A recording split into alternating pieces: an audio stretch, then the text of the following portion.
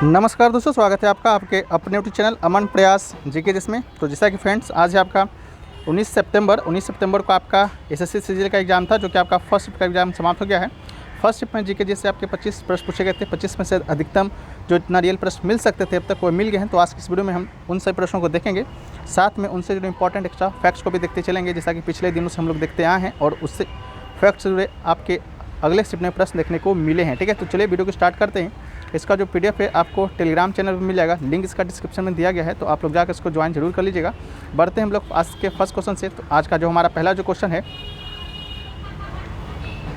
वो है फ्रेंड्स कि खुदाई खिदमतगर संगठन की स्थापना है जो कि किसने किया था। ठीक है, तो खुदाई खिदमतगर संगठन की स्थापना की बात करते हैं तो इसका स्थापना आपका खान अब्दुल गफ्फार खान के द्वारा है जो कि किया गया था। ठीक है, खुदाई खिदमतगर भारत में ब्रिटिश राज के खिलाफ एक अहिंसक प्रतिरोध आंदोलन था। यह पख्तूनों के बीच एक शक्तिशाली अहिंसक आंदोलन था। इसे लाल शर्ट भी कहा जाता है। इसके अलावा इस आंदोलन की स्थापना अब्दुल गफ्फार खान 10,000 से अधिक सदस्यों की भर्ती की और ब्रिटिश नियंत्रित पुलिस और सेना के विरोध में महान बन गए। ठीक है, इसके अलावा ये जो आंदोलन है संगठन है आपका 1929 में किया गया था, इसको भी याद रखिएगा, ये भी पूछा जाता है। इसके अलावा खान अब्दुल गफ्फार खान के बारे में बात करते हैं तो ब्रिटिश शासन के खिलाफ पख्तून स्वतंत्रता कार्यकर्ता थे। लोकप्रिय रूप से इन्हें सीमांत गांधी भी कहा जाता है। उन्होंने भारत के विभाजन का कड़ा विरोध किया था और 1947 के विभाजन के लिए सहमत होने के लिए अपने कांग्रेस सहयोगियों की आलोचना की थी। साथ में इन्हें भारत रत्न पुरस्कार भी दिया गया था 1987 में, और भारत रत्न पुरस्कार पाने वाले पहले गैर भारतीय थे। ठीक है, इस बात को भी याद रखना है। वीडियो में आगे बढ़ते हैं फ्रेंड्स, इससे पहले बात कर लेते हैं टेक्स्ट बुक के बारे में। टेक्स्ट बुक एक ऐसा चीज़ है जो कि लगा कर जाते हैं वो लोग बेनिफिट में रहते हैं। जो लोग लगा कर नहीं जाते हैं एग्जाम में वो कहीं ना कहीं उन लोगों से पीछे रह जाते हैं जो लोग एग्जाम में मॉक टेस्ट वगैरह लगा के चाहते हैं। ठीक है, टेक्स्ट बुक आपको मॉक टेस्ट तो प्रोवाइड कराता है, साथ में जो आपके प्रीवियस ईयर एग्जाम होते हैं उसका भी आपको यहाँ पर मॉक के तौर पर आपको उसका पीडीएफ देगा। इसके अलावा उसका मॉक भी आप लोग लगा सकते हैं कि आप कहाँ पर हैं कहाँ पर नहीं है। और टेक्स्ट बुक पर अभी आपका ऑफर चल रहा है उम्मीद की किरण सेल के नाम से। इस सेल के दौरान अगर आप इनका ईयरली का टेक्स्ट बुक 5 प्रो परचेज करते हैं तो आपको मात्र 608 रुपये में मिलने वाला है। साथ में कूपन कोड अगर आप APG यूज़ करते हैं तो आपको यहाँ पर 13% का एक्स्ट्रा ऑफ भी मिलेगा। टेक्स्ट बुक की बात करते हैं तो यहाँ पर दोस्तों आपको 800 प्लस एग्जामों का 80,000 प्लस मॉक टेस्ट के साथ साथ आपको 17,000 प्लस PYP देखने को मिलता है। यहाँ पर SSC के अलावा बैंक, रेलवे, डिफेंस या स्टेट लेवल का कोई एग्जाम होता है उन सभी एग्जाम का मॉक टेस्ट और PYPs आपको मात्र एक ही पास में जो कि 608 में आप परचेस करेंगे तो आपको मिल जाएगा। जैसा कि अभी आप SSC CGL का एग्जाम चल रहा है तो इसका भी जो मॉक टेस्ट हो सकता था Tier 1 Tier 2 के लिए टोटल 997 टेस्ट को यहाँ पर अपडेट किया जा चुका है, जो कि अभी हाल ही में अपडेट किया गया था। ठीक है, तो यहाँ भी आप लोग जाकर लगा सकते हैं। करंट अफेयर्स का अलग से है, स्टैटिक जीके का है, रीजनिंग और मैथ, इंग्लिश, सभी सारे सब्जेक्ट का मॉक टेस्ट आपको यहाँ पर मिल जाता है। ठीक है, इसका जो लिंक है आपको डिस्क्रिप्शन में दिया गया है और कमेंट सेक्शन में पिन किया हुआ रहेगा, तो आप लोग जाकर एक बार चेकआउट जरूर कर लीजिएगा। हम लोग बढ़ते हैं वीडियो में आगे। ठीक है, तो हमारा जो नेक्स्ट जो प्रश्न है वह है कि निम्नलिखित में से कौन आर्थ्रोपोडा का उदाहरण है। आर्थ्रोपोडा की बात करेंगे तो बिच्छू आपका आर्थ्रोपोडा का उदाहरण नहीं है। बाकी कौन कौन है आपके ऑप्शन में क्या आया था आप लोग बताइएगा कमेंट सेक्शन में। फाइलम जो है आर्थ्रोपोडा प्राणी जगत का सबसे बड़ा संघ है और इसे पहली बार शिबोल्ड ने 1845 में जुके बनाया था। पृथ्वी पर सभी नामित प्रजातियों में से लगभग 2/3 संघ आर्थ्रोपोडा के अंतर्गत ही आता है। आर्थ्रोपोडा का जो शरीर होता है एक चिटनिस एक्सोस्केलेटन यानी कि कठोर आवरण जो कुछ जानवरों के कोमल उत्तकों का समर्थन सुरक्षा करता है से ढका होता है। ठीक है, इसके अलावा आर्थ्रोपोडा संघ में संयुक्त उपांग होते हैं। आर्थ्रोपोडा के श्वसन अंग गलफेरे, पुस्ते फेफड़े या श्वासनली प्रणाली होती है। इसके अलावा आर्थ्रोपोडा में परिसंचरण तंत्र खुले प्रकार का होता है। आर्थ्रोपोडा में उत्सर्जन मेल्पिगियन नलिकाओं के माध्यम से होता है। इसको उदाहरण की बात करते हैं तो कॉकरोच हो गया, झींगा हो गया, केकड़ा हो गया, बिच्छू हो गया। इसके अलावा कन खजूरा हो गया, सेंटीपेड हो गया, घरेलू मक्खी, किलनी, माइट्स इसके उदाहरण है। इसके अलावा यहाँ फिगर के माध्यम से भी देख सकते हैं कौन कौन सा आपका इसका उदाहरण है, जैसे कि बटरफ्लाई हो गया, मॉथ हो गया, वॉकिंग स्टिक हो गया, ग्रास शॉपर हो गया, ड्रैगन फ्लाई हो गया, ये सभी आपका आर्थ्रोपोडा संघ के उदाहरण है। ठीक है, नेक्स्ट जो क्वेश्चन है वह है कि रविन्द्रनाथ टैगोर ने अपनी नाइटहुड की उपाधि है जो कि त्याग दिया था किस आंदोलन के बाद। तो इसका राइट आंसर होगा जलियांवाला बाग हत्याकांड के बाद जो कि रविन्द्रनाथ टैगोर ने नाइटहुड की उपाधि जो कि त्याग दिया था। जलियांवाला बाग हत्याकांड की बात करते हैं तो ये आपका सन 1919 में रॉलेट एक्ट के विरुद्ध जो कि आपका हुआ था, जिसमें आपका 389 लोग जो कि निर्दोष है जो कि मारे गए थे। ये जो आंदोलन है आपका 13 अप्रैल 1929 को होता है। ये घटना ने रविन्द्रनाथ टैगोर जो कि पहले भारतीय एशियाई नोबेल पुरस्कार विजेता है साहित्य के क्षेत्र में 1913 में इन्हें नोबेल पुरस्कार भी दिया गया था, को इस हद तक झकझोर दिया जो कि अपने नाइटहुड की उपाधि को त्याग दिया। कहा कि ऐसे सामूहिक हत्यारे किसी को भी खिताब देने के लायक नहीं हैं। इसके अलावा महात्मा गांधी जी ने भी आपका केसरे हिंद की उपाधि है जो कि त्यागा था इसी आंदोलन के बाद, तो इसको भी याद रखिएगा। नेक्स्ट आपका है कि प्रधानमंत्री की नियुक्ति कौन करता है। हालांकि आपको ऑप्शन में आया था कि प्रधानमंत्री की जो नियुक्ति होती है कौन से आर्टिकल के तहत होता है, तो आर्टिकल आपका 75 इसका राइट आंसर होगा। अगर आपसे पूछे दे जाए कि नियुक्ति कौन करता है, तो भारत के राष्ट्रपति के द्वारा इसकी नियुक्ति की जाती है। प्रधानमंत्री को राष्ट्रपति द्वारा नियुक्त किया जाता है। अन्य मंत्रियों को प्रधानमंत्री की सलाह पर राष्ट्रपति के द्वारा नियुक्त किया जाता है। राष्ट्रपति के प्रसाद पर्यंत मंत्री पद संभालते हैं। मंत्रिपरिषद सामूहिक रूप से किसके प्रति जिम्मेदार होते हैं, तो लोकसभा के प्रति उत्तरदायी होते हैं। प्रधानमंत्री वास्तविक कार्यकारी प्राधिकरण होता है, जो कि वास्तविक कार्यपालिका है। इसके अलावा राष्ट्रपति जो होता है नाममात्र के कार्यकारी प्राधिकारी होते हैं, जो कि विधित कार्यकारी है। प्रधानमंत्री संसद के दोनों सदन में से किसी एक का सदस्य हो सकता है, चाहे राज्यसभा का हो चाहे आपका लोकसभा का हो। प्रधानमंत्री का जो वेतन भत्ता होता है वो आपका संसद के द्वारा समय समय पर निर्धारित किया जाता है, ठीक है, तो इसको भी याद रखना है। नेक्स्ट आपका है कि इनमें से कौन एक मौलिक कर्तव्य नहीं है, ठीक है। 4 ऑप्शन दिया गया था, जिसमें से एक ऑप्शन था यातायात नियमों का पालन करना। ये आपका एक मौलिक कर्तव्य नहीं है, ठीक है। तो मौलिक कर्तव्य की बात करते हैं तो भाग 4 में अनुच्छेद 51 में नागरिक के मौलिक कर्तव्य दिए गए हैं। टोटल आपके 11 मौलिक कर्तव्य हैं, और जिसमें से 10 मौलिक कर्तव्य 76 में 42वां संविधान संशोधन के माध्यम से जोड़ा गया था। एक जो मौलिक कर्तव्य आपका 2002 में 86वां संविधान संशोधन के माध्यम से जोड़ा गया, सरदार सोहन सिंह समिति की सिफारिश पर जोड़ा गया था। सरदार सोहन सिंह समिति है जो कि 8 मौलिक कर्तव्य जोड़े जाने का सुझाव जो कि इन्होंने दिया था। ये जो मौलिक कर्तव्य आपका यूएसएसआर के संविधान से लिया गया है, जो कि अब रूस बन गया है, तो उसको याद रखना है। 11 मौलिक कर्तव्य कौन कौन से हैं, तो पहला है संविधान का पालन करें, उसके आदर्शों, संस्थानों, राष्ट्रीय ध्वज और राष्ट्रगान का सम्मान करें। स्वतंत्रता के लिए हमारे राष्ट्रीय संघर्ष को प्रेरित करने वाले महान आदर्शों को हृदय में संजोए रखें, उनका पालन करना। भारत की संप्रभुता, एकता, अखंडता को बनाए रखना, उसकी रक्षा करना। देश की रक्षा करना, आह्वान किए जाने पर राष्ट्र की सेवाएं प्रदान करना। भाषाई और क्षेत्रीय सांप्रदायिक विविधता के बीच समरसता और समान भाईचारे की भावना को बढ़ावा देना। महिलाओं की गरिमा के लिए अपमानजनक प्रथाओं को त्यागना। मूल्य और हमारी समग्र संस्कृति की समृद्ध विरासत को संरक्षित करें।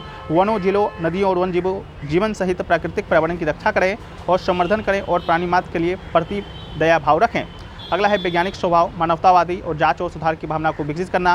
फिर है कि सार्वजनिक संपत्ति की सुरक्षा करें, हिंसा को रोकें।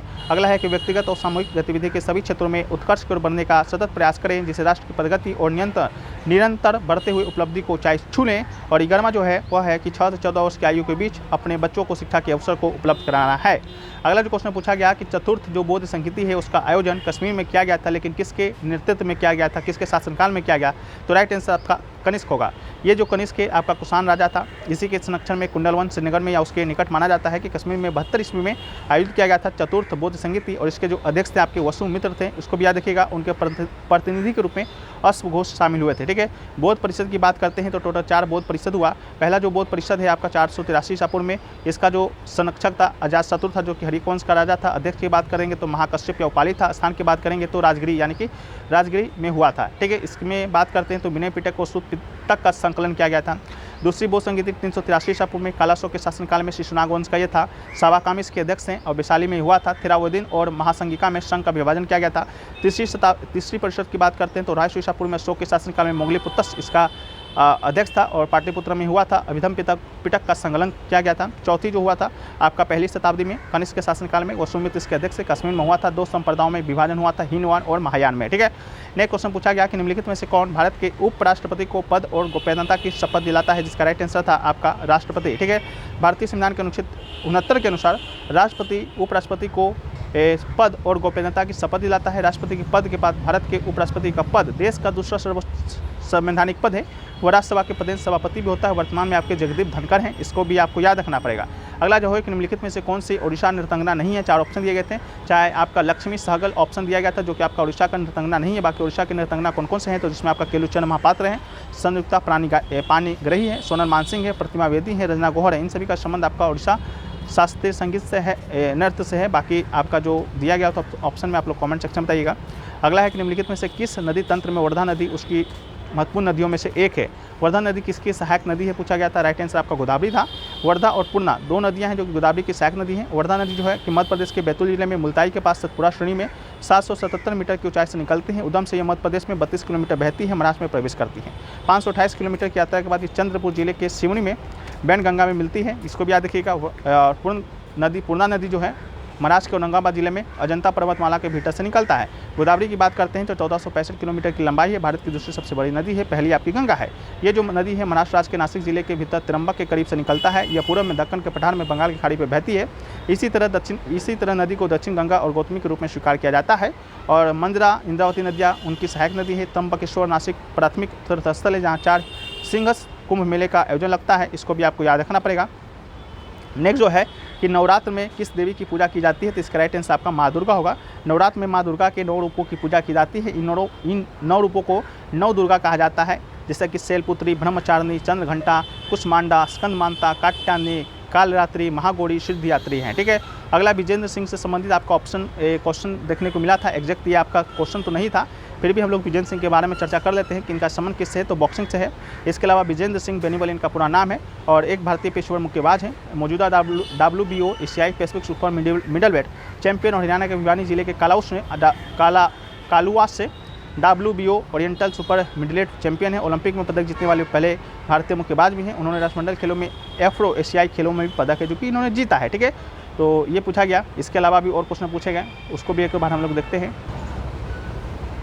एक क्वेश्चन जो आपसे पूछा गया फ्रेंड्स, वो पूछा गया था आपका हाईएस्ट रोड डेंसिटी से। ठीक है, हाईएस्ट रोड डेंसिटी से पूछा गया था 2019 के रिपोर्ट के अनुसार। तो इसका राइट आंसर आपका यूनाइटेड स्टेट हो जाएगा। अगर आपका ओवरऑल 20 का पूछा गया होगा तो यूनाइटेड स्टेट जो है आपका रोड डेंसिटी में आपका क्या है, सबसे हाईएस्ट है। ठीक है, तो इसको भी याद रखिएगा। एक जो क्वेश्चन पूछा गया था राइट ऑफ डिसेबिलिटी बिल से कोई एक्ट पूछा गया था, तो राइट ऑफ डिसेबिलिटी एक्ट क्या पूछा गया था बताइएगा। ये जो आपका एक्ट है ये आपका 2016 में पास किया गया था। ठीक है, अगर ईयर पूछा गया होगा तो इसका राइट आंसर 2016 हो जाएगा।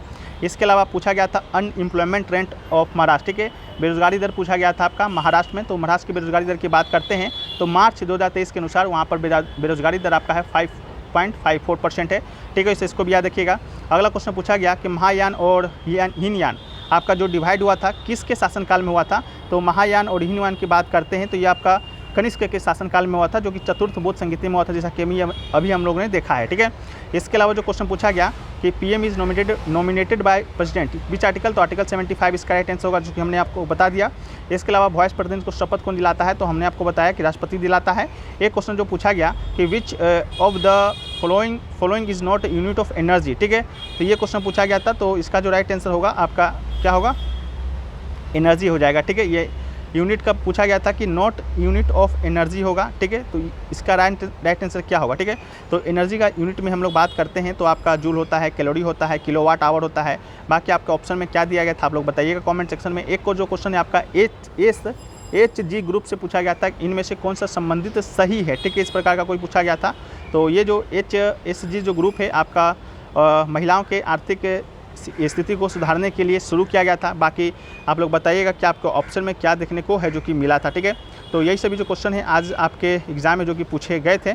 बाकी आशा करते हैं कि ये वीडियो आपको पसंद आया है। अगर आपको वीडियो पसंद आया है तो वीडियो को लाइक कर दीजिएगा। चैनल पे अगर आप लोग नए होंगे चैनल को सब्सक्राइब करते हुए चलिएगा।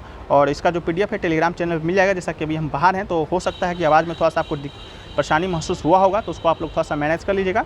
बाकी हम लोग मिलते हैं नेक्स्ट वीडियो में। और ये जो है आपका है ईयरली टेस्ट बुक पासपोर्ट जुड़ने के लिए उसका जो लिंक डिस्क्रिप्शन में मिल जाएगा, कमेंट सेक्शन में पिन है, तो आप लोग जाकर उसको भी एक बार ज्वाइन कर लीजिएगा। मिलते हैं नेक्स्ट वीडियो में, जब तक के लिए जय हिंद फ्रेंड्स।